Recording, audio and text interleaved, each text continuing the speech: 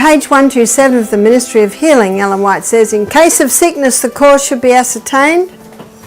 And we do that through the history and the symptoms. Unhealthful conditions changed, wrong habits corrected, then nature is to be assisted in her efforts to expel impurities and re-establish right conditions back in the system. And you can see how water therapies can play a large part in that. Now, I was just asked a question on prolapse. Will prolapse benefit from the sit spas? Absolutely. But as you can imagine, it's a bit of work. But the rewards far exceed the effort put into it. But here is something that is handy to know with prolapses. What's prolapse? Prolapse can be prolapse of the colon, can be prolapse of the uterus. We're constantly fighting gravity that's always pulling us down. And if a person's got strong abdominal muscles and internal muscles, they will not have a prolapse. And hot and colds can certainly revive muscles, but exercise really is the most important thing. And muscle knows no age. That means whether you're 9 or 90, you can have strong muscles. But an old remedy for a prolapse is let's say this is a lounge chair, and you put a board on it. A board like that. And a pillow there. Now I've got to put, this is a little bit out of, let me try and do it a bit more in range. So you put a pillow there and the person lays. Here they are, and they're very happy because this is going to fix them. Sorry, the eye should go there, I think. And the body goes here and the knees are there and then the feet come down like that. Okay? Now can you imagine what's happening to your prolapse? It's falling up. And often the person only needs to lay on that board for 10 minutes a day. If it's more serious, 10 minutes twice a day. Now what you'll find happens is, and the way I've drawn it looks very steep. It certainly could be relaxed a little bit, and you know the head usually is on the pillow. Maybe we draw it properly. And what some people will do is read a book or listen to some nice music or something. So whether that be prolapse of the colon, prolapse of the uterus, prolapse of even of the uterus. Now at the same time, do you remember that I said next week you're going to be making programs for people? And so everything I'm showing you here, you'll take a little bit from here, from there, from there. So with the prolapse, absolutely we want some vibrant blood to heal. So we want to make sure well hydrated, a nutritious diet, that they're sleeping properly every night for the full 8 hours, as you'll see. No stimulants going in that are going to leach minerals out of the body. Sunshine, lay in the sun every day. That might be nice to lay outside in the sun when you're having it. Pure air, but even just to lay outside and bare the abdominal area for the sun. The darker the skin, the more sun can be born, as we will see when we look at sunshine. And of course, you know, if they're excited with the results, they can do that 3 times a day. You can't overdo it, but I don't think anyone's going to want to lie like that for more than 10 minutes. And another thing is, now, have mercy on me, I'm not a great drawer. Say this is your bed. And every night when you pray, you take this position.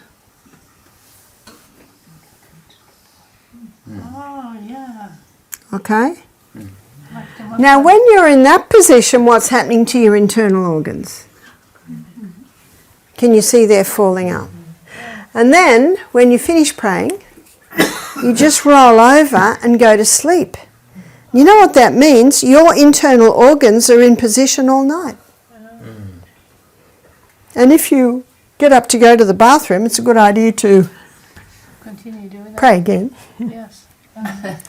You probably only need to be in that position for about 5 minutes to ensure, and you can certainly be in that position longer, to ensure that the internal organs are back into place, and then lay down and go to sleep. So there are some very simple things that you can do for a prolapse. And it needs to be given a little bit of time. Do you know what we find? And one lady testified to this. Let's say her prolapse usually falls out within an hour. Well, when she started doing this, it would stay in for 55 minutes. The next day it would stay in for 53 minutes. The next day it would... Sorry, it's falling out every hour. Can you see what I'm saying? Is that every time she did it, it stayed in a few more minutes. Now you take that over a month. A few minutes every day for a month, where it's staying in longer and longer and longer. And that's how it works. And I have had a couple of elderly women who are now passed told me that that's how they heal their prolapses. Because the option today is to have surgery and have mesh in there. And there's been a lot of testimonies of people who've been hurt by that mesh. What about fevers? So 3 things to remember with a fever. Number 1, it is your friend. Who created the body to have a fever? God. God did. It's a natural response in the body, a fever. So remember, fever's your friend. It has a purpose. It has a purpose. What is the purpose? Well, when the body heats up, do you know it makes white blood cells at twice the rate? Circulation so moves through the body at a lot faster rate. What does that mean? More oxygen, more nutrients, more water is available for the body, more waste being taken away. Number 2. Oh, and by the way, that high heat has the ability to kill some harmful microbes in the body. Water puts the fire out. Water puts the fire out. And I'm going to show you some simple treatments that will work with the body to speed up the body recovering from a fever. Number 3, when all the rubbish is burnt up, the fire will go out. So if the fever comes back, it's because the body needs it to come back. What if it comes back every day for 7 days? Well, it's still got work to do. So when the work is finished, the fire goes out. The fire is out. Because what are we told? We're told that the fever is an enemy. In fact, when I was in lockdown for 2 weeks, every day the nurse would ring me. Do you have a sniffle? Do you have a sore throat? Do you have a fever? No, I don't. And I think if I had it, I don't think I'd actually let her know. No, I'm in the room by myself. I would not lie, because lying lips are an abomination to God. But sometimes you don't have to tell everything, is that right? If I'm asked, of course I'll be truthful. So water puts the fire out. It's absolutely vital that they be well hydrated. Because when a fever's happening, there's a lot more perspiration, so they're losing a lot more water. And remember that perspiration is salty, so what else do they need? A little bit of Celtic salt. You know, at church, sometimes you have old ladies giving children lollies. You know what I do? I give them all salt. I've got a little container, a little salt. My grandchildren go to my bag, we have some salt. Nana. Yeah. And you know what they do as soon as they've had the salt? Drink water. And sometimes when my little grandsons are there, I say, when you've drunk half a glass of water, you can have a little bit of salt. And then I'll drink the other glass. I say to them, have you watered your garden this morning? Yes, Grandma, we've watered our garden. Half of my children called me Nana, the other half Grandma. So that's what a fever does, and it's important to understand that. In fact, every afternoon at Misty Mountain Health Retreat, we create a fever. That's what's happening in the steam sauna. We're creating a fever. And fevers have been used to help conquer illness for thousands of years all through Europe. Something else that the fever does, it stimulates your bone marrow to make more white blood cells. And we have 5 different types of white blood cells. We have neutrophils. And neutrophils make up, I think it's about 60% of the white blood cells. They're the ones that encompass the pathogen, kill it with peroxide, did you know that? Hydrogen peroxide, and basically give their life. That's what pus is, dead white blood cells. They're all your neutrophils that have just laid down their life for you. And then you've got monocytes, and you've got lymphocytes. Leukocytes is the name given to all white blood cells, lymphocytes. Now, lymphocytes are the white blood cells that are made in your lymphatic system. Your lymphatic system sweeps away waste from the tissues. We'll be looking at that a bit more detail later in the week. And when the lymphocytes sweep away waste from the tissue, it goes into the lymph nodes where there are lymphocytes. But you've also got lymphocytes floating through your blood. And your lymphocytes are the scouts. And they're always looking for any problems. And they tell the neutrophils, there's a problem over here, we've got a problem in this boy's finger, we've got a problem here, we've got a problem in these lungs, which brings more to the area. And basophils is the other white blood cell, and eosinophil.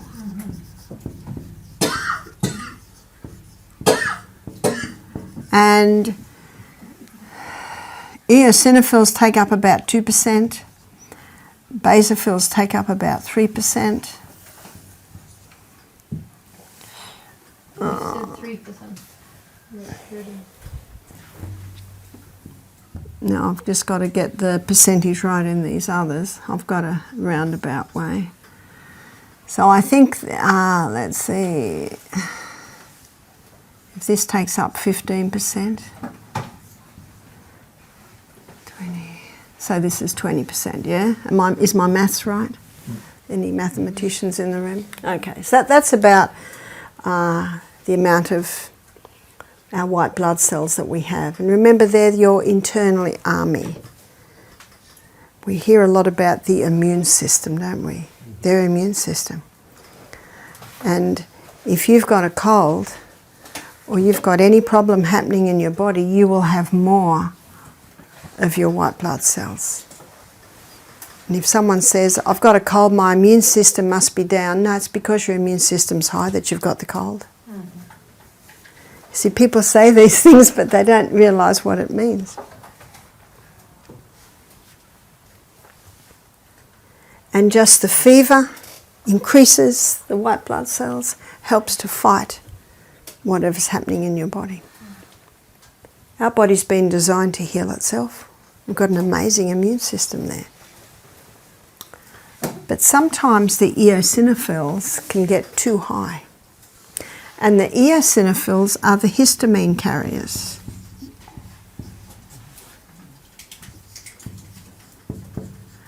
And if someone has too much histamine in their body, what will they be given? Antihistamine?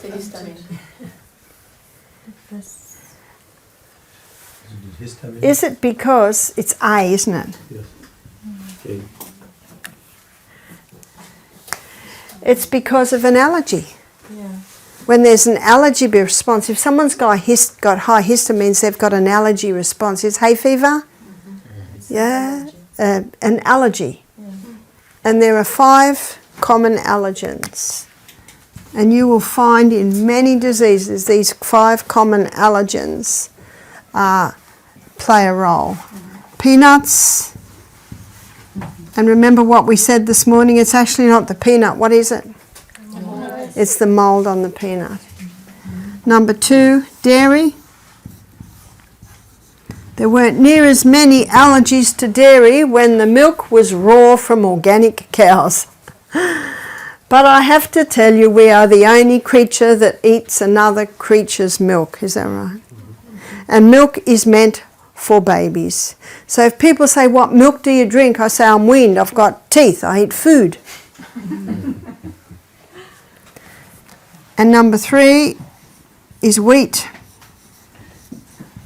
And I'll be exploring this in more detail in some of the other lectures. But in the 1950s, wheat was hybridized. It went through intensive crossbreeding to produce a plant with a high yield of grain. Why did they do that? They did it to help with the starvation crisis in Africa, India, Mexico. In fact, the research was done mostly in Mexico. And when they first had produced this wheat plant with a high yield of grain, before they could harvest, the stalk broke because the yield was so heavy. So they went back to the drawing board, and you will find today wheat only grows that high, and it has a thick stem, so it can handle the heavy yield of grain. And they have straw shortening. Yeah, it's shorter. Yeah, but they have a chemical that it is spread to shorten the straws. Oh yes, there's also a chemical that inhibits its growth. Yeah. of course. So what have we got on top? We've got on top of that a chemical as well. And that is the wheat that is used today. And it was rushed through with no safety studies. Yeah. Yes? Also, the root system doesn't go as far down as it used to, so it means that it doesn't take up as much nutrients. That's right, it's not taking up as much nutrients. Not as much water either. So it's easy And the to- other factor is that it's usually grown with glyphosate or Roundup. Now what these chemicals do is they inhibit the microbes in the soil, so the microbes can't get the nutrients out of the soil and put it into the plant. So there's a whole lot of problems with the wheat of today. And in the book Temperance, chapter 2, page 2, Ellen White gives an illustration of Satan and his angels having a conference about what was the most misery they could bring to mankind. And Satan himself came up with a plan. He would use the fruit of the vine, and we know the misery that alcohol has caused, and wheat and other foods used for food. The wheat is the only food that is mentioned there. Now that was written 100 years before the hybridization of the wheat.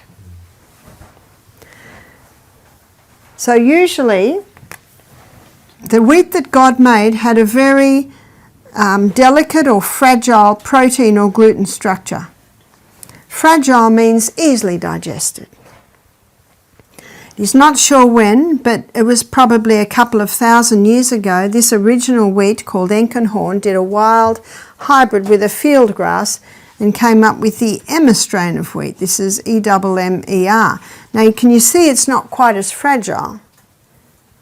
And that Emmer is the wheat that was put through the intensive crossbreeding and came up with the hybridized wheat. And that gluten structure on the hybridized wheat is incredibly complex. It's almost only a cast iron gut that can break that down, and there aren't many cast iron guts around. And if they keep eating it, it won't be cast iron much longer. Now, if that flour is made into a sourdough, which is culturing the bread, it breaks down the protein or the gluten in the grain and makes it less complex. Sourdough bread is almost like eating pre-digested grain. It's been cultured or broken down. And it was only in the Industrial Revolution that people started making yeast bread. Before that, all bread worldwide was the sourdough bread. That's good for you. So imagine the Israelites in the desert. Once a year on the Passover, they had to put the leaven out of their houses. What was the leaven? It was the sourdough culture. Yeah, Once a year. yeah, on the Passover. That's When they how you should have it for generations. They say that sourdough starters, you should have Yeah. it for years and years and years. You do. So after the week, they'd run out, get their little starters, put a bit of flour and water, revive it, and go back to making bread. So it was only that week. And in 1 Corinthians 5:7, I think it is, the Bible says, "Know you not that a little leaven leaveneth the whole lump?" It's referring to the sourdough. And I think it's in Luke, Jesus gives the story of a kingdom of heaven is like unto a woman that took her leaven and put it in a whole lump, and it leavened the whole lump. So the Bible refers to the sourdough bread. People have said to me, but Ellen White said we shouldn't eat sourdough bread. I said, where does it say that? Ellen White says bread shouldn't be heavy and sour, but light and sweet. She's not referring to the sourdough bread. She's referring to bread that was allowed to culture too long and become heavy and sour. Yeah, I just wanted to make a point. When they manipulated the wheat, my parents were large-scale farmers in Kenya. They didn't do it for Africans. They did it in the new liberal thinking, so that they could deplete everything for Africans. My parents, as I've said, were large-scale farmers.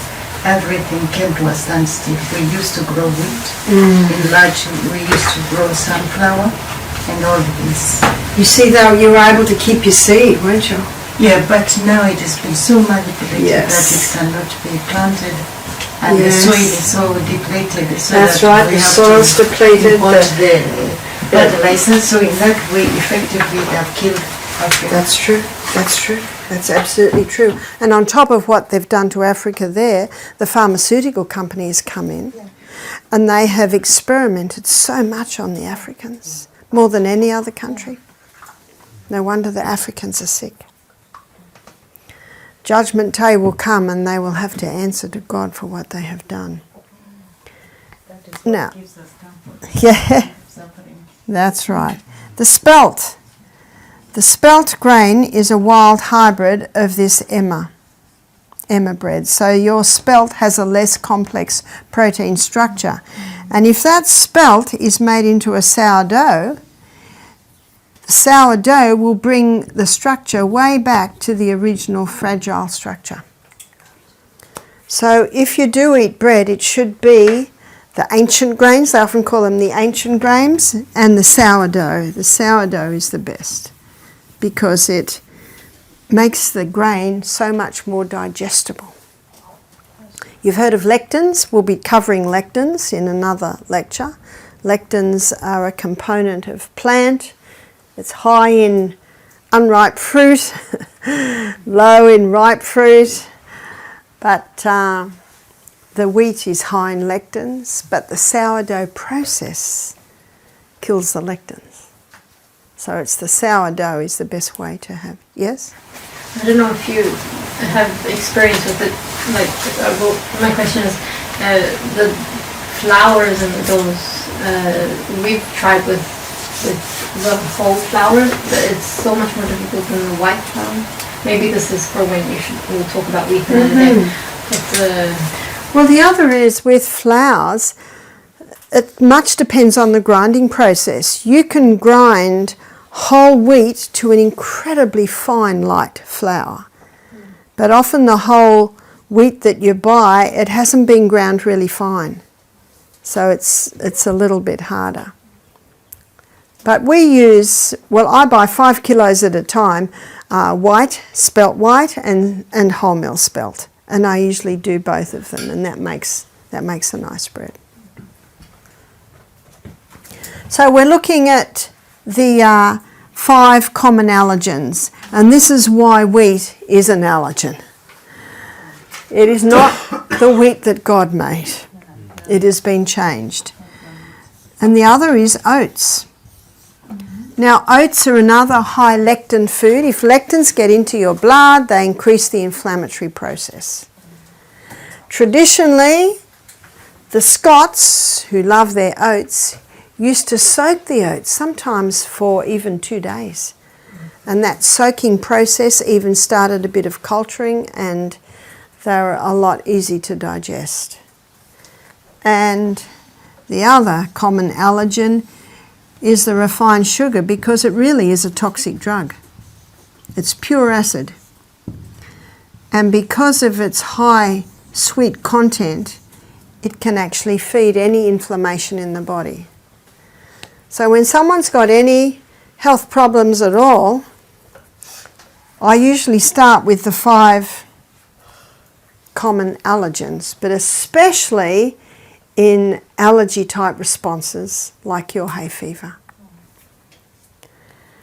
But I do say to people, once you eliminate these foods, it can take 2 months to see a response. Because you can eat a slice of bread, it'll be out of your body in 24 hours, but the effect can remain. So it's important to warn the people, mark it on the calendar when you started to do this. And then watch for 2 months. A lady whose baby had eczema, the baby's 100% breastfed, so then you go to the mother. And I suggest stopping the allergens. She stopped the allergens. After 1 month, she said, my baby still have eczema. I said, yes, wait a little longer. Here's the time. Let us not be weary in well-doing. We will reap if we faint not. At exactly 2 months, she sent me a photo of her baby, and the skin was beautiful. So it can take that little bit of time. Now, if a person stops this for a month and has a slice of bread, guess what? Back to square one. You've got to start your 2 months again. So especially if it's children, eczema, hay fever, they always respond to eliminating these. And it's not necessarily forever. Once you've conquered your problem, the person might be able to have some oats now and then, some wheat now and then. Who will tell them? Their body. The response. Their response, that's right. That's right. Their body's response. So you watch for your response. While we're talking about this, could you give some examples what one can eat instead of? That's a very good question, and this is a very good point. Because for your peanut butter lovers, they can have almond butter, cashew butter, and if you come to Australia, you might even be able to have macadamia butter. So there's your alternatives there. To dairy, I have a look at where are you using the dairy. Usually on cereal and in tea and coffee. Well, you've just taught them that the tea and coffee is best discarded. And maybe looking at a better breakfast like we had this morning, an alternate breakfast. And if someone wants to put a little milk on that, they could use coconut milk, or they could make their own cashew milk. Wheat. A great alternative to wheat is spelt. But I know in America you can get spelt, and you can also get kamut. I don't know if that's 1M or 2Ms. 1. And these are all wild hybrids from the original wheat.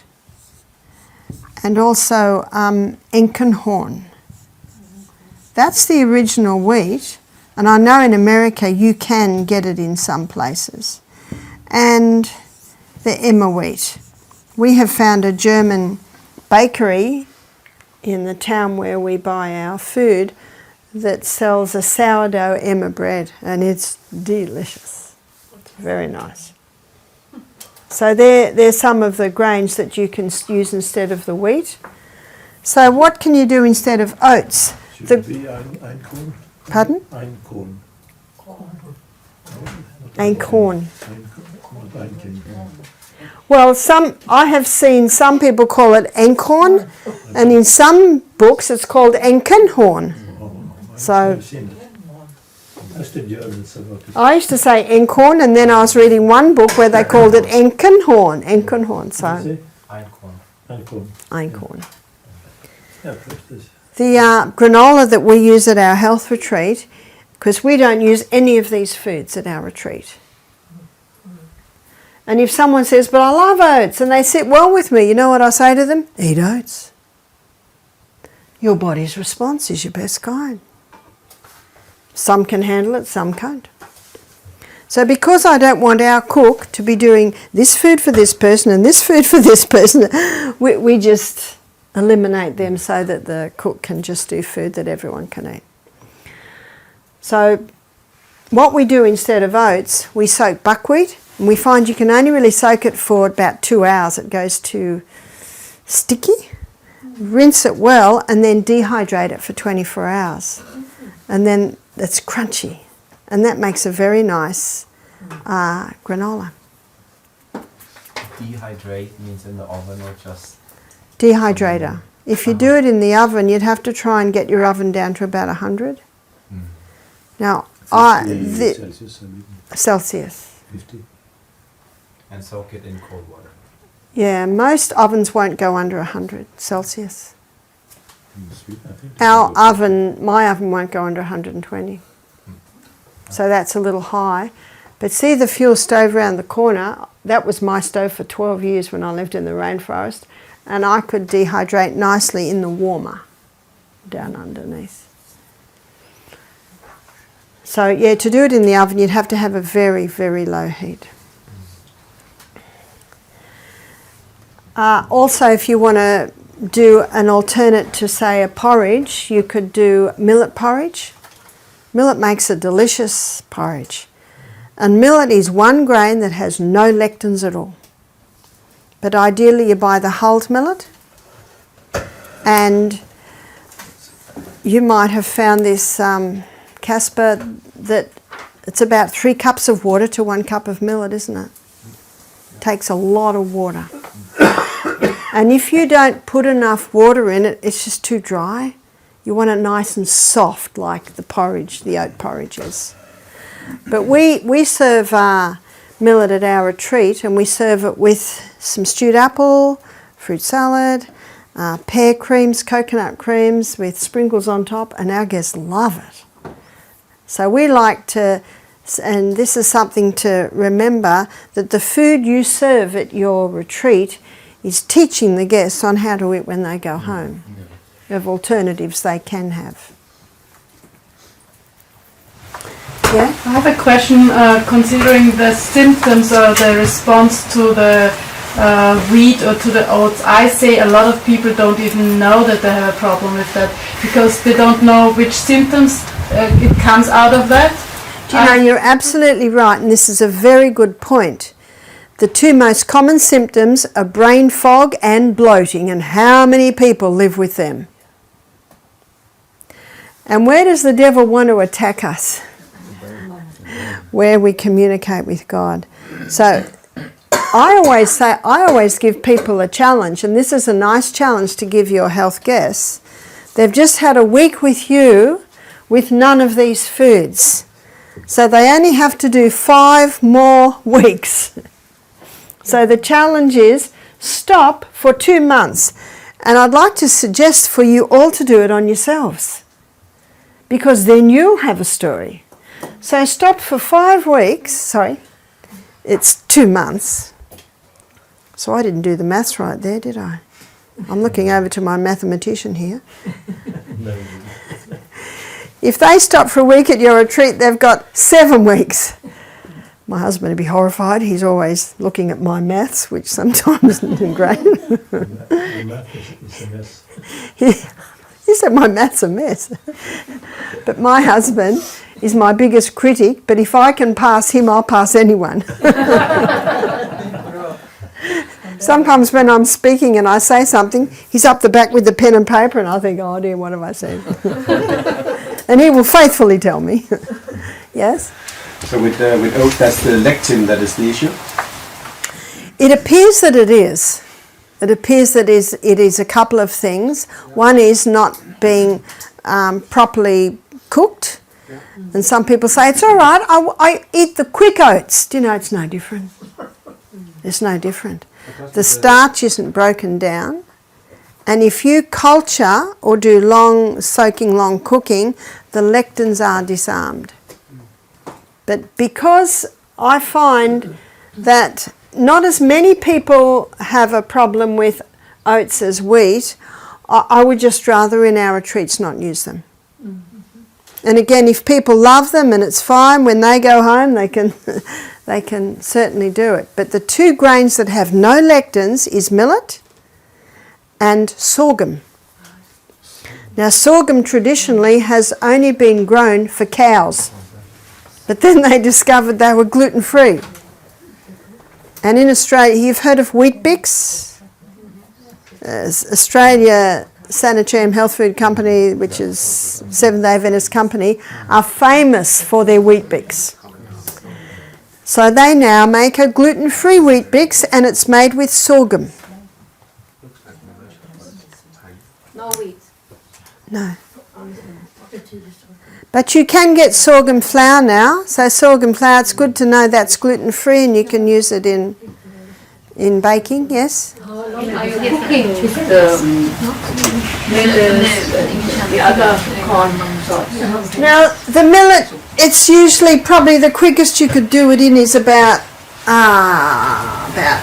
50 minutes. Yeah, but what is recommendable? Because I had 2 hours or something like this, and I made a little cooking box and put it there after the rice.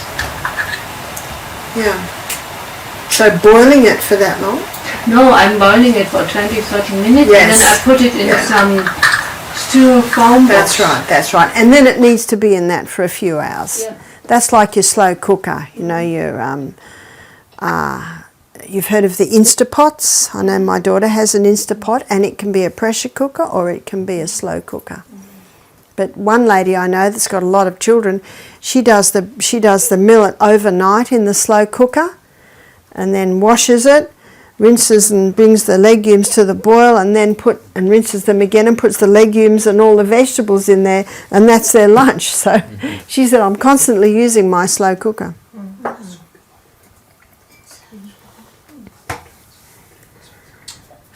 So in any area of allergen, they're the 5 common.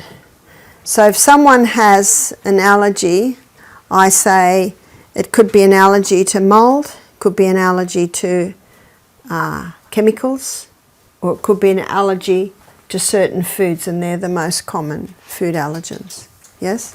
Industry has done something to wheat, as we discussed before, but has industry done something to oats at all? Not that I know of. Not that I know of, but traditionally it always had a long cook, whereas today people don't long cook it. Yeah? Refined sugar, that's like without any of the food, but then you have sugar in the fruit, and I'm wondering if maybe that's what Ellen White meant when she writes about how when you're conserving fruit for the winter, that you can conserve fruit and use a little bit of sugar, enough to conserve it. And she actually used the word, this is an excellent substitute. I live on a fruit farm, so we're conserving a lot of fruit, so I'm thinking about this a lot and wondering, like, is it alright? Well, the sweetener I used to use when I used to bottle of fruit, I would use a bit of palm sugar. And you've heard of palm sugar, coconut sugar? I know you can just buy it in the supermarket now in packets. And it's the crystallized nectar from the palm flower. So it has not been refined like sugar has been. And there are no chemicals. I know in Australia there's a lot of chemicals used growing sugarcane. But you can get Rapadura sugar, which is organic sugarcane that is just the dehydrated cane sugar juice. Of course, that would be unrefined as well. Honey. Pardon? Honey. Yes, honey. Honey's great, but you want raw honey. Yeah. And I wouldn't advise honey for someone who's conquering cancer, who has a yeast problem, who's trying to lose weight, who's a diabetic. So with a diabetic, they need to be very cautious on their sweeteners until their pancreas starts working better.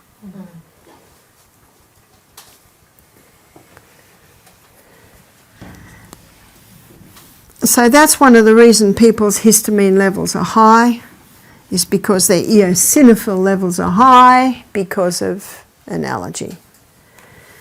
Can you lower the inosinium cells? Eosinophils, you can lower your eosinophils by stop eating the allergen foods. So your eosinophils rise in a response to the allergen foods. Ice is the best anti-inflammatory that there is. And when you use ice for inflammation, what you do is you put it on and off. It might be 10 seconds on, 10 seconds off, 10 seconds on, 10 seconds off. And sometimes, especially in a break or a severe sprained ankle, you just might do the ice. My daughter severely sprained her ankle when she was, I think she was about 11, and she could not bear the ice. So I did a minute hot and a minute cold and a minute hot and a minute cold, and she could bear that. So remember, you're working with the people. And I was just asked, don't you put a thermometer in to get the hot right? Well, I find so many differences that different people can handle different heat. So that's why I always, and it is true that the hand can handle more heat than maybe the hips. So you always start not quite as hot. And if the person says, I could have hotter, well, you can make it hotter. So you're better to start with where the body's happy. And after they've had the ice, they can handle it a little bit hotter. But ice is the best anti-itch. So when I was in Alabama a few years ago, I used to walk through the forest where I was staying. I walked through the forest to the health centre. And after a couple of days, I had about 6 little itches on my leg. An itch here and an itch there and an itch there. And I said, what are these? And they said, they're chiggers. I said, well, chiggers, I've never heard of chiggers. And apparently they're a little mite that you get in the bush, and it burrows into your skin and it itches. And they said to me here, you'll be itching for 3 weeks. So I made a decision never to scratch. If you scratch an itch, you immediately make it worse. Because when you scratch, not only do you damage the skin a little bit, but that scratching brings more blood to the area, and when you've got more blood to the area, you've got more heat, and more heat on the itch makes the itch worse. So what can you do? You ice it. So what I did, and I only had to do it 3 times a day, and it would take me sometimes 10 minutes. Freeze, pain. Freeze, pain. See, when that intense pain comes, you lift it. You keep coming back, and you keep coming back, keep coming back. So it would take about 10 minutes to freeze, on, off, on, off. So by the time I'd done the other 5, I'm back to the other one, or 5 or 6. And then once I'd frozen them, no itch at all. And often it'd be like that for maybe 4 or 5 hours. And on my morning walk, would they itch? Because when you walk, you increase blood. And when you increase blood, you increase warmth, and they would itch. So I'd run home and grab the ice, freeze them, freeze them, freeze them, freeze them, freeze them. Not once did I scratch. And just before I went to bed at night, I'd do the freezing scenario, and that would get me through all night. They were totally gone within 5 days, and no one there could believe it. They had never seen that, because I didn't scratch.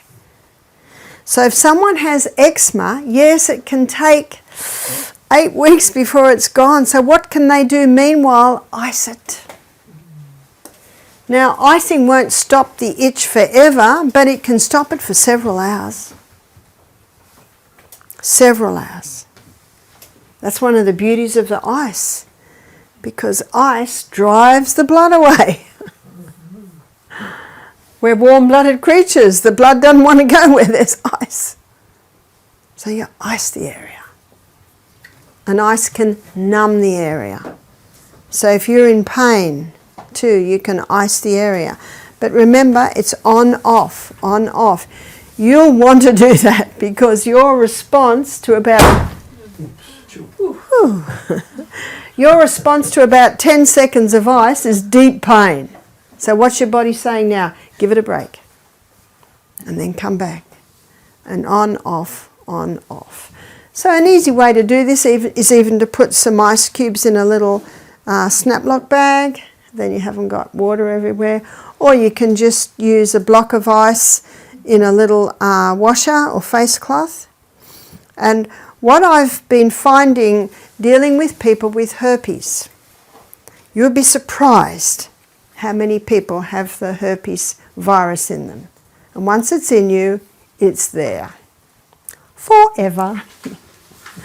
But you can manage it.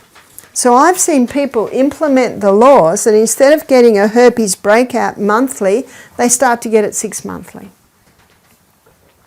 And it usually happens usually in the tender parts of the body, but you know, a cold sore is part of the herpes virus, and it's just exactly like that. I have never had a cold sore, but my husband does.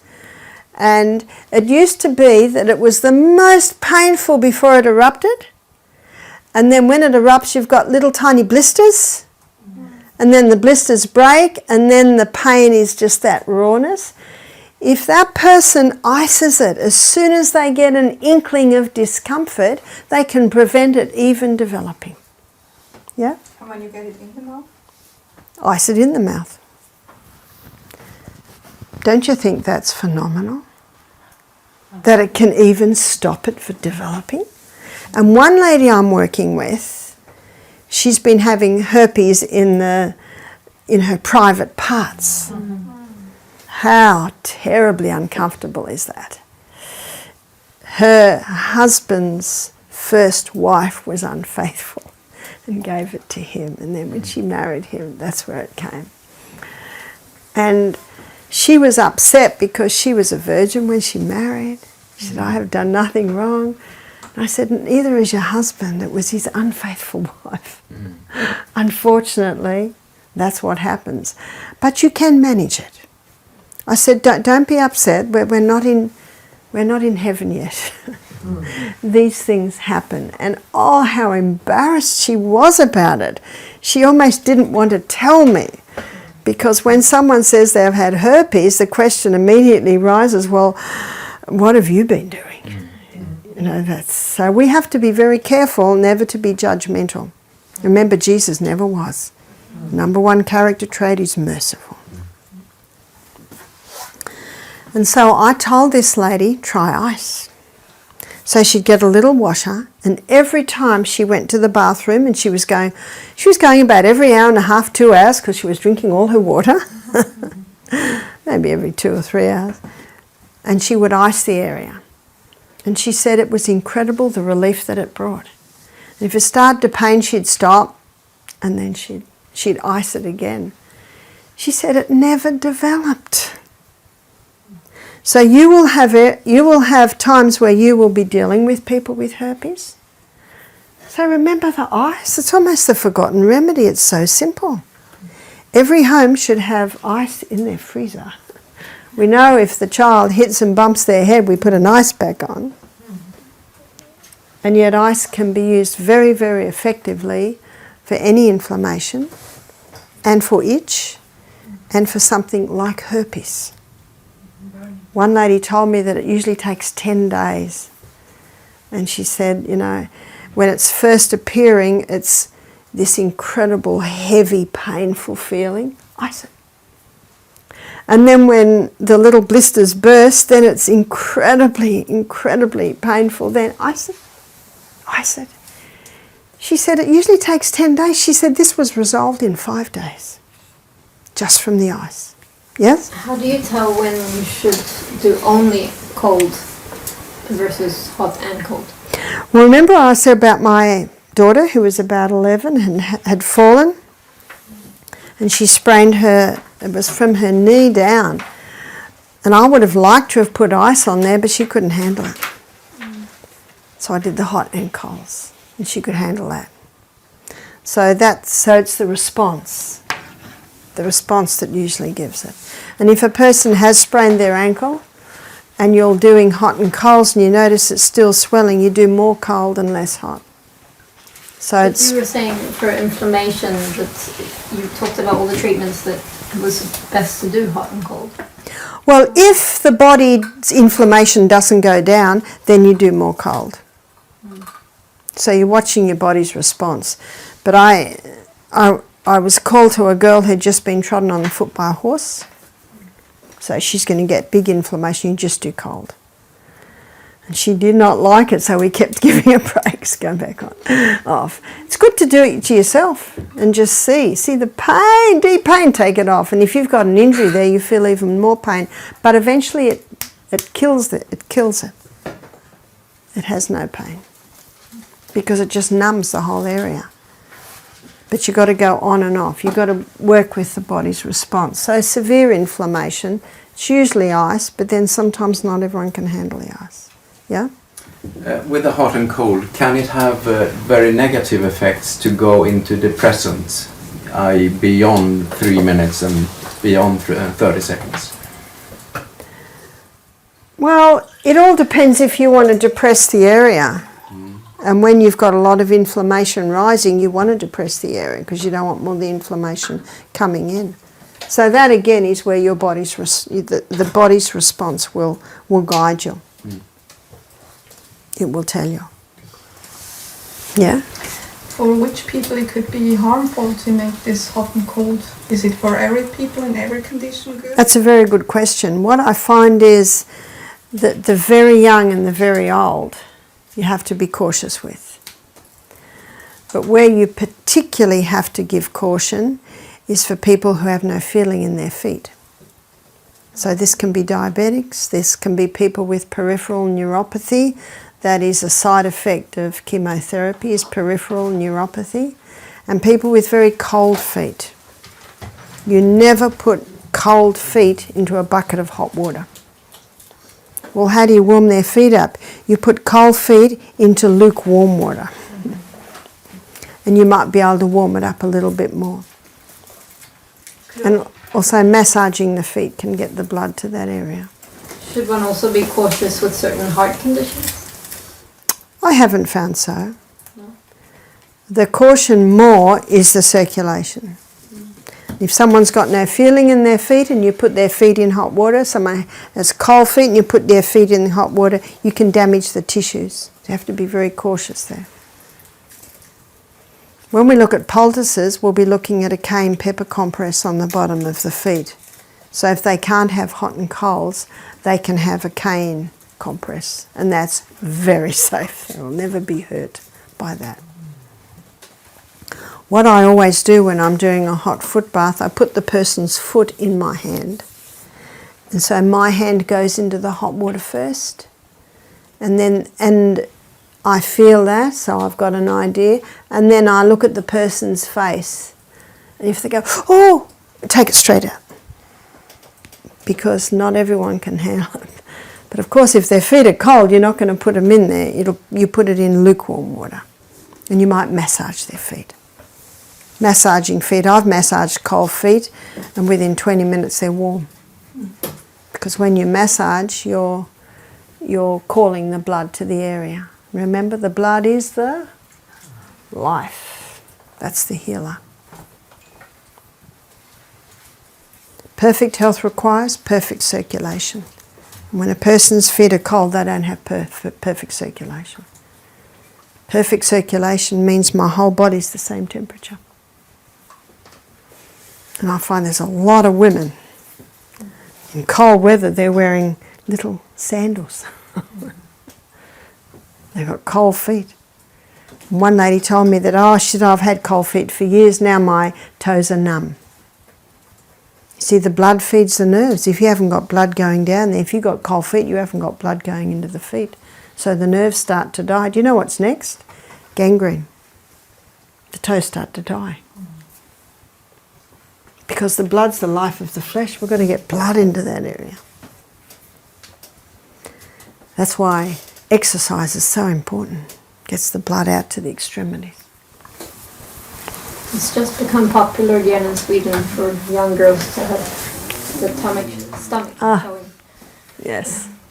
I think we're going to have a lot of kidney problems because around here, there's the kidneys. They get cold and they chill. Now what these young girls would be horrified to know is when the kidneys get cold, the body has to get that blood in there because it's purifying the blood. So what the body will do is it'll develop extra fat around the kidneys. And the girls don't want fat, thick waist, they want slender waist. Well, if you want a slender waist, you have to keep it very warm. Because the kidneys must be warm. Now there's something I didn't respond to the other day, I didn't mention this morning, and I didn't carry through with it. Fun. Remember I wrote fun on the board? Do you remember Sick Steve said to Healthy Harry, you're taking all the fun out of life? Yep. Well, in his book, Colin Campbell, all the research that he did, he stopped dairy, he stopped meat. He grew up on a dairy farm. He started to eat a plant-based diet. He said, my friends say I've taken all the fun out. I've stopped the coffee, I've stopped all the stimulants, the alcohol. He said, I'm 70 now and I'm having a lot of fun with my grandkids. I climb mountains with them. Half my friends are dead. The other half are limping around with walking sticks, rattling when they walk. You know what the rattle is? All the pharmaceutical drugs they're on. And he said, and I am having fun. So we've forgotten what fun is. You know, fun is feeling good and enjoying life every minute of the day. And isn't that what God wanted us to be in 3 John chapter 1 verse 2? Beloved, I wish above all things that thou mayst prosper and be in health, even as thy soul prospers. That's God's design for us. So my aim this afternoon was to give you some simple and basic hydrotherapy procedures that you can do. But there is one more I'd like to do, and I think we've got time to do one more, and that is the wet sheet pack. And the wet sheet pack is wrapping a body in a wet sheet.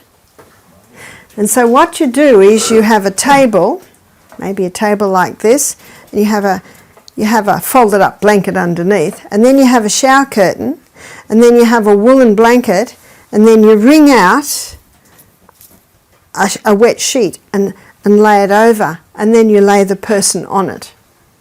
And when you lay the person on it, their legs are apart and their arms are in the air, and one side, let's say the right side, goes under the arm and between the legs, and you quickly put the arms down. Got to work very quickly because it's very uncomfortable for them.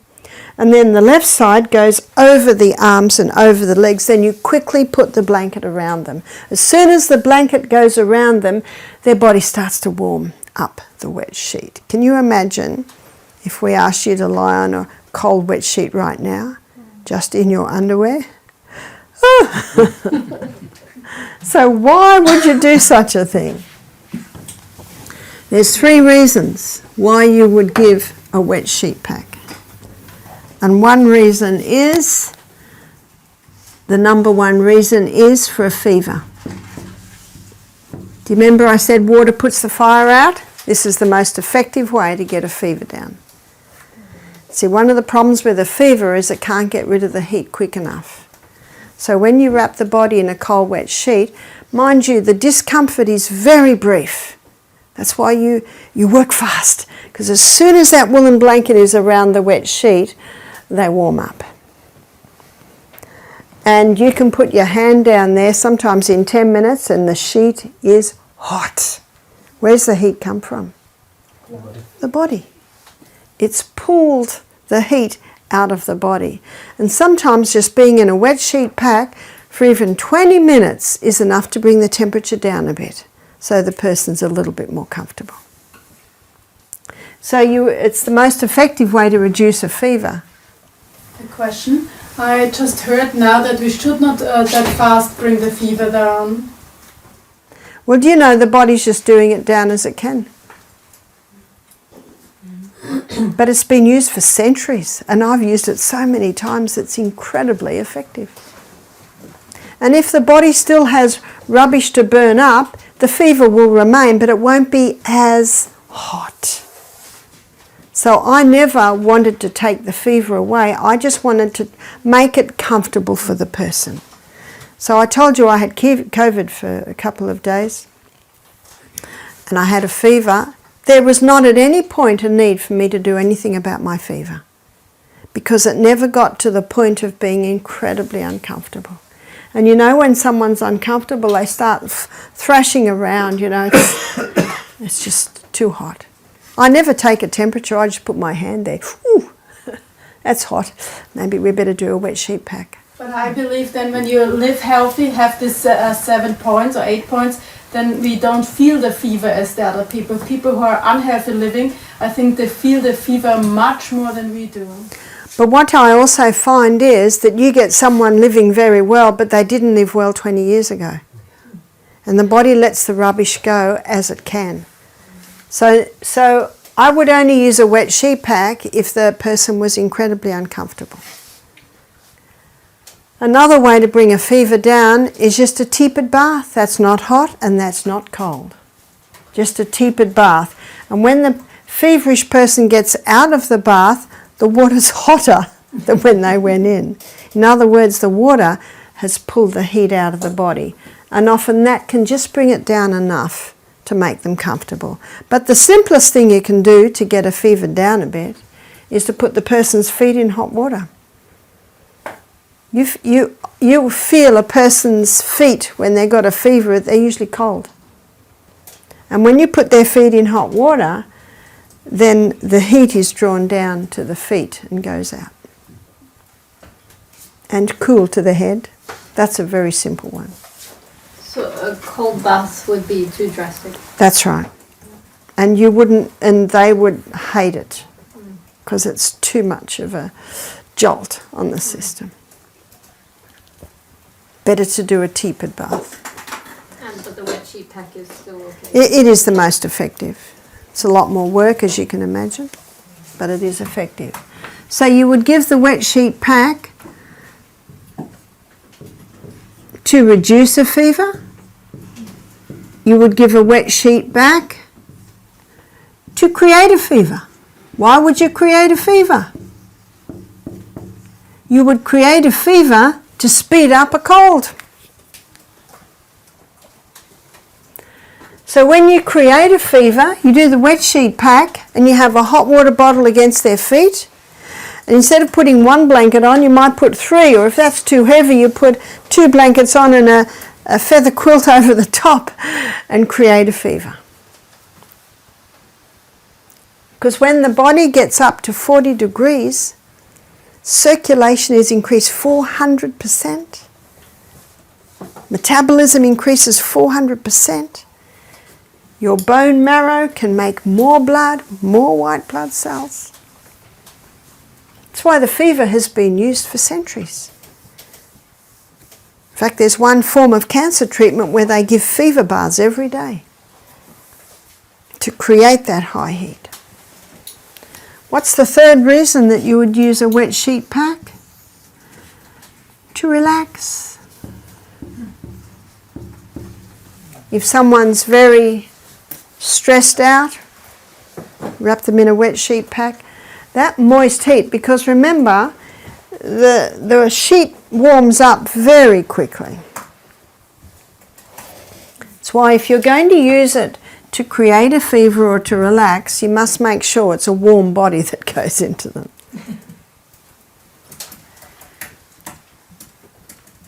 And you'll find often the person will fall asleep in the wet sheet pack because that moist heat is so relaxing on the muscles.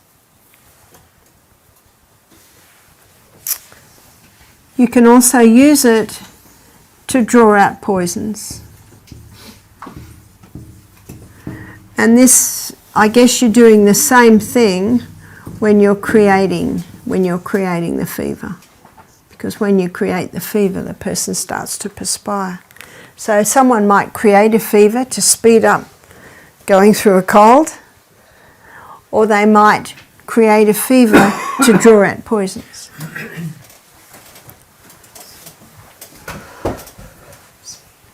It's important that the person be well hydrated because they're losing a lot of moisture out of their skin. The sheet, when you want to create a fever, does it have to be warm?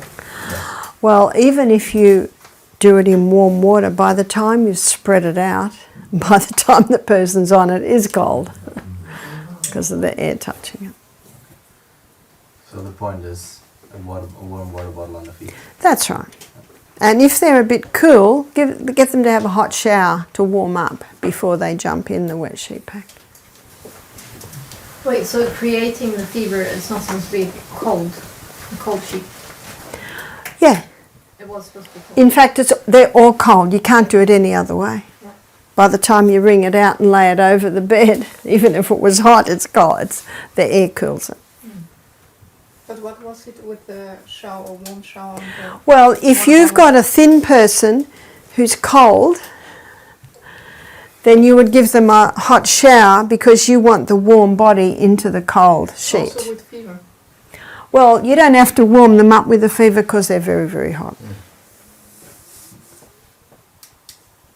But if you're creating a fever, remember you put the hot water bottle on the bottom of the feet, that'll warm them up.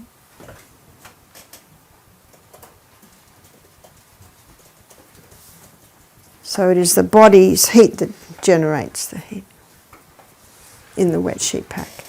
But that's another very old treatment, been used for centuries. So these simple water treatments, they've been used time and time and time again. Yes? Is the Bible talking about water therapy, hydrotherapy in any of the verses? I have not seen that it specifically talks about water therapies, except in the Naaman who had to dip in the water 7 times and be healed. Nebuchadnezzar?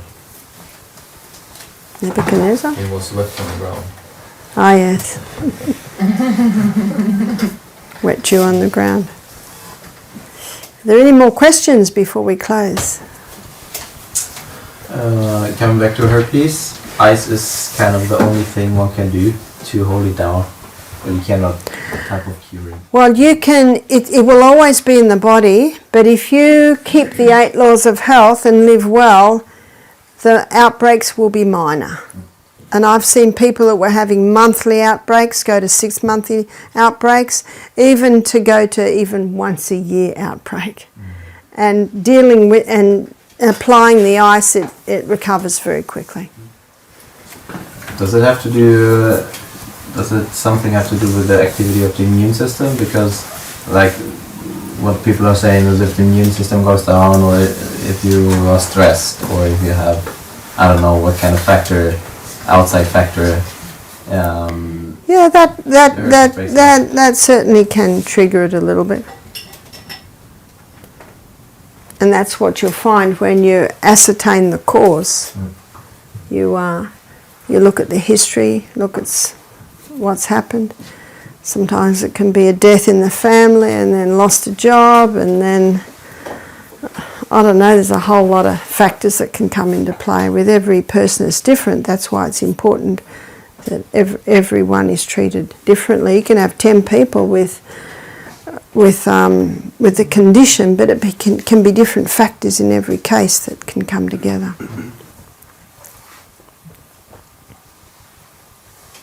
Yes? We talked about the immune system before and the white blood cells, but What about, because it's been mentioned quite often now with corona, cytokine storms. What are they in comparison to what we've talked about so far? Well, the cytokine storms are really an inflammatory response. And there's a reason for the inflammatory response. So it's also been determined that the only people that die from COVID are people with pre-existing health conditions. And one lady said to me, but my mother, she's only 50, she eats really well, and she was in hospital, she had to be given oxygen. So I said to her, tell me a little bit more about your mother. What about the house she lives in? Oh, it's a mouldy house. Can you see there's another factor there? And remember what disease is? So the corona is an effort of nature to free the system from conditions that arise because of a violation of the laws of health. So what law had this lady violated, and maybe in ignorance, was she was breathing in mouldy air. And as I said, I think on the first night, sometimes it can be a bad tooth that's leaking poison into you. There can be a whole lot of different factors that can come to play. That's why you've got to dig deep. And the Bible says, out of the abundance of the heart, the mouth speaks. What people say, note what they say. Often I write down exactly what they say because their words can give indications in certain areas. And you've also got the Holy Spirit that can give you wisdom and guidance as to what area to go. And this eating healthy is, in our terms, it's perhaps vegan, but in other people's terms, it could be meat, ecological. That's right. Perhaps. That's right. Meat and that's right. Water drink. But I have to tell you that the healthiest couple that have done our retreat were organic dairy farmers. Any meat they ate, and it wasn't much, was organic. If they had dairy, it wasn't much, and it was organic. All their food was organic. They exercised every day. I could not find any fault with this couple. And Dr. Colin Campbell, in his book, he said 20% animal protein is what really triggers disease, and that's almost like 3 times a day. But 5% animal protein doesn't. And 5% animal protein is a little bit. Now, as I say this, I advocate a plant-based diet. But it's also to show that I have met some very sick vegetarians. And this couple was a very healthy couple but what meat they ate was organic, and it wasn't very much. That's how they got away with it. I read about Linda McCartney, Mary McCartney. Yeah. She deep fried everything, but she was a vegan. Yes. We had a cook once. This is about, 11 years ago. She was quite overweight, and everything she ate, she deep fried. Anyway, we didn't have her for very long. Because the guests would say, how come she's big? You see, the guests want to see that you're doing it. Now, it is true, some people are thicker set than others. There's always going to be variations in size, but this lady was very large. But I know I was in an area once and they were saying, it's vegan, but I was the worst food, I would never eat it. Because it was vegan cheese and vegan whipped cream and vegan custard, and it was so high in sugar and chemicals, and so I don't call myself a vegan anymore. I say I ate a plant-based diet, which is plants as God made. Yes. Just back to one more comment about the cytokine storm. So what we're really saying is that if that happens, because they're saying that it's really the immune defense that it's running havoc. It's causing havoc. But there would be a reason why it's running havoc. Yeah, and that's what I'm coming to. So what we're really saying is that the conditions in the body are so bad that the immune system has to react the way it does. That's right. That's right. It's not the coronavirus that causes a cytokine storm. It's it can be a whole lot of other things. Poisons. Or Like this lady that lived in the mouldy house. Yeah. Because I was intrigued, how come a lady like that could go down? And then I found out why. So it's always interesting digging and finding out the causes. Yes? Earlier I love cheese with mold inside.